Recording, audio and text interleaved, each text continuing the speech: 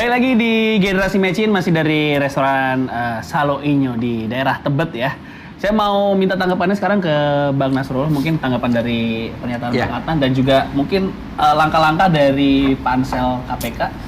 Oke, saya belakangan saya juga dapat beritanya akan jemput bola ke beberapa kota besar. Saya sangat setuju ide itu. Jadi kita tutup pembicaraan membahas pansel, tapi kita masuk ke pembicaraan bagaimana pansel ini harus sebaiknya bekerja. Pertama, tadi saya sudah katakan, di berbagai negara di dunia, lembaga penegak hukum di bidang pidana itu adalah guru besar yang mengerti hukum pidana dan sistem peradilan pidana.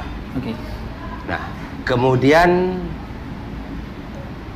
kita berharap juga Indonesia akan masuk ke sana. Silahkan misalnya untuk metode pencegahan, dia tidak perlu ahli hukum pidana, tentu ahli auditing dan segala macam. Dia mampu membuat konsep-konsep pencegahan. Tapi penindakan itu harus mereka yang ketika gelar perkara oleh penyidik KPK, kan nanti ada gelar perkara di tahap meningkatkan kasus penyelidikan ke penyidikan, digelar.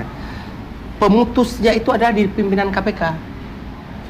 Apakah ini bisa meningkat ke penyidikan atau tidak? Di 5 orang ini loh.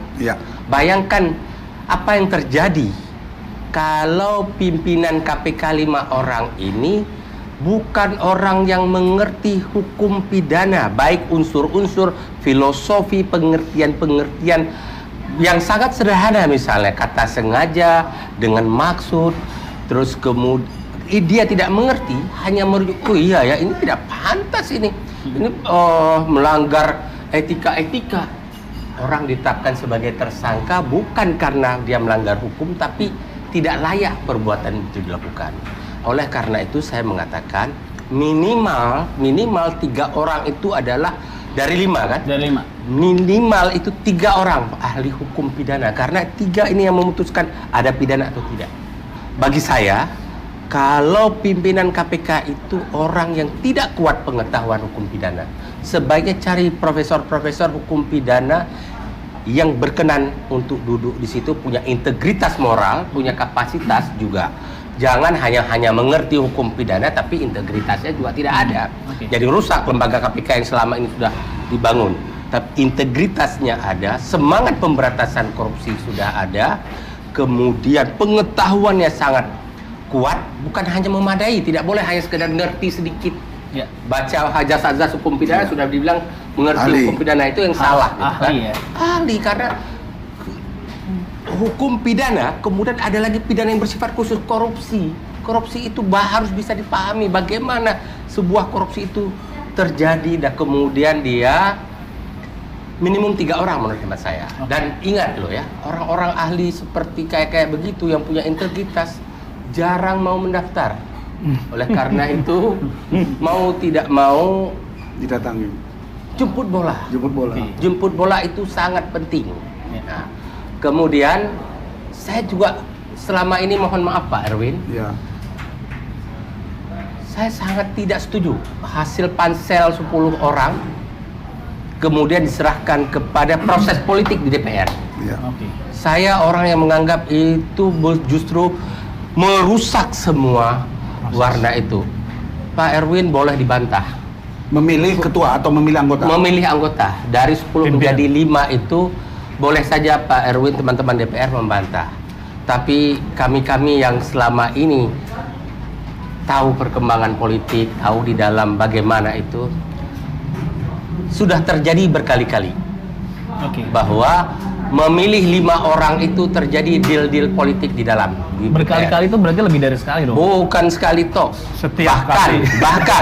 Bahkan karena deal-deal politik dan segala macam itu, orang yang telah ditempatkan di ranking 1 nilainya itu oleh pansel tidak lolos di DPR. Saya menganggap itu tidak perlu ada mekanisme politis di situ. Karena ini penegak hukum loh, ngapain untuk yang penting sudah terpilih, ditetapkan oleh presiden dengan standar. Nah, kemudian juga begini yang penting sekali bagi saya, bahwa pansel ini harus mencegah dirinya menempatkan diri sebagai pansel dalam memilih orang-orang itu terjebak kepada bukan pro kontra ya, Ya. terjebak kepada 0102.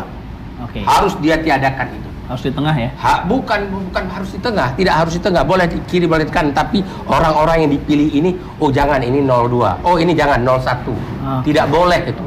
Dan dia benar-benar memang orang yang dipilih itu adalah orang-orang yang dibutuhkan oleh lembaga KPK untuk memperkuat pemberantasan korupsi di Indonesia, yang akan membangun lembaga KPK yang luar biasa ke depan. Dan jangan juga dipilih orang-orang yang ini motivasi menjadi pimpinan KPK itu harus dipertanyakan secara kuat. Oke. Apakah motivasinya pengen manggung? Jadi politisi? Atau ingin menjadi suatu saat jadi capres, Atau cawapres? batu loncatan gitu maksudnya, Pak. Jangan ada itu. Dia benar-benar orang Bang yang Nasrullah ada di ini sana lagi itu nyindir seseorang. sudah kehilangan istilahnya ambisi untuk menjabat di kemudian hari. Ini untuk memang untuk jadi dedikasi, dia benar-benar untuk mengabdi Oke. kepada bangsa Indonesia dan rakyat Indonesia pada saat sekarang ini korupsi sudah pada titik nadir yang luar biasa. Dia ingin berbakti di situ. Saya sebelum ke Pak Erwin, tadi kan untuk menghindari hal-hal yang politis ya dengan masuk ke Komisi 3 Fit and Proper Test, terus idealnya gimana Bang untuk milih pimpinan dari Fit and Proper Test-nya kalau nggak diserahkan ke Komisi 3 DPR? Sudah cukup di level pansel. Pilih ranking yang 1 sampai 5 yang terbaik. Oh, berarti di pansel ya? Dibuat transparansi kepada publik agar publik bisa kontrol terhadap kerja pansel itu. Oke. Kemudian setiap penilaian itu kita bisa akses pihak-pihak yang selama ini terlibat aktif dengan niat baik untuk memberantas korupsi, diajak untuk seperti ICW, Pukat dan lain-lain, Pukat UGM. Saya tambahkan Mas Itu- Patra ya. Satu hal yang membuat banyak orang yang sebenarnya expert, punya integritas itu mau mendaftar sebagai capim KPK itu karena tadi faktor politiknya. Ya. Saya mau kalau nggak lewat DPR. Gitu. Oke. Kenapa? Karena kalau lewat DPR hal tak terduga sering terjadi gitu. Ya, ya. Tapi kalau Kita memang sudah melalui kompeten. DPR itu sebenarnya bukan kemauan DPR itu. Ada undang-undang. Undang-undang ya. Memang undang-undang. Itu. Saya paham. Jadi Itu undang-undangnya bukan memang. kemauan Iya. kita, tapi undang-undang. Ini kan adalah hasil buah reformasi. Betul. Adanya KPK juga buah reformasi. Hmm. Ini proses semua adalah buah reformasi, harus disikapi, diterima dengan baik.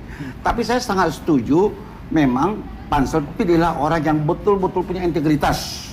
Kalau kita dengar tadi IPK kita masih sangat kecil rendah ya. Memang kita tidak bisa melihat, KPK sekarang hebat, Menteri Agama atau Ketua Umum Partai Tanggal. Bukan itu ukurannya, ya kan? Harus ada standar. Bagaimana IPK kita bisa dinaikkan. Untuk itu pilihlah orang-orang yang berintegritas tinggi, tidak berpihak kepada pemerintah, tidak berpihak kepada politik. Oke. Dan memang sebagusnya dipilih yang 10 ya. Ketentuan mengatakan harus melalui Komisi 3. Komisi 3 ya, itu harus suatu prosedur yang tidak bisa dilewatkan. Oke. Saya sedikit boleh? Boleh. Saya gini, saya bisa memahami apa yang disampaikan Pak Erwin. Pak Erwin ini merujuk kepada undang-undang. Oleh karena itu, banyak sekali kendala yang harus dibenahi dari undang-undang KPK ini. Ya. Oke. Saya berharap undang-undang KPK ini segera diperbaiki. Perbaikan ini bukan memperlemah KPK, tidak boleh diterjemahkan untuk memperlemah atau orang punya asumsi akan diperlemah. Oke. Nah, termasuk rekan-rekan ICW, KPK juga, janganlah ketika ada sebuah pemikiran memperbaiki, merumuskan kembali undang-undang KPK ini, dihantam dengan isu-isu pelemahan. Ya, betul. Saya Ya. selalu kecewa kenapa gitu. Tapi Ya. saya bisa paham juga bahwa sebenarnya teman-teman ICW sepakat kok. Saya yakin teman-teman ICW, KPK pun sepakat bahwa ada hal yang harus dibenahi. Tapi Tapi langsung mereka takut. langsung a Mereka priori takut ya. bahwa Bukan, Pak begini. Erwin itu Wah, oke, saya harus potong dulu nih. Kayaknya makin hangat nih. Soalnya banyak sekali tadi yang harus ditanyakan abis ini ya. Soal jauh... Satu aja Mas. Oh, satu. Oke. Terkait dengan yang tadi ya, Terakhir. soal kenapa kita selalu curiga kalau ada revisi. Ah. Karena ya setiap yang mau dibahas dalam revisi Undang-Undang KPK. Oke. Di DPR itu nggak pernah terbuka. Oke. Jadi kita juga nggak tahu sebenarnya yang mau direvisi itu pasal yang mana. Takutnya ada titipan gitu. Nah dari nanti di ICW. ujung-ujungnya begitu jadi draft, kaget kita, loh kok isinya jadi begini. Nah, Sebenarnya Oke, sebenarnya kita mau terbuka. ngopi dulu. Sebenarnya terbuka. Boleh aja. Bang Erwin. Habis ini saya mau nanya kebetulan ke Bang Erwin juga tadi sedikit nanggapin dari Bang Nasrullah. Bagaimana memilih pimpinan KPK independen tanpa ada urusan politis di situ ya. Habis ini saya mau nanya karena kemungkinan besar nanti dari teman-teman Komisi 3 Pak Erwin yang akan melakukan fit and proper test kemungkinan besar ya. Ya. Kalau memang dilakukan sebelum Oktober ya. Ya. Oke, habis ini kita bakal bahas lagi, jangan kemana-mana, tetap di Generasi Mecin.